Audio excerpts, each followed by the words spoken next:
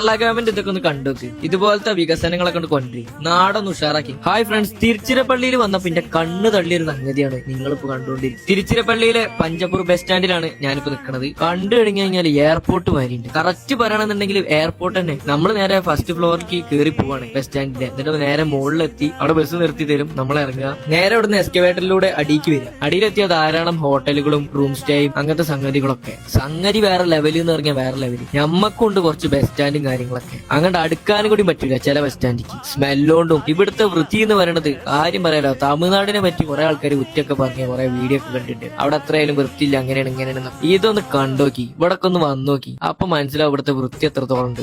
വെറുതെ നാട്ടിൽ കിടന്നാണ്ട് ഇങ്ങനെ കുറെ എണ്ണം പറയും, ഓ കേരളത്തിൽ നിന്ന് പോയാൽ ബാക്കിയുള്ളൊക്കെ കൊണയാണ്.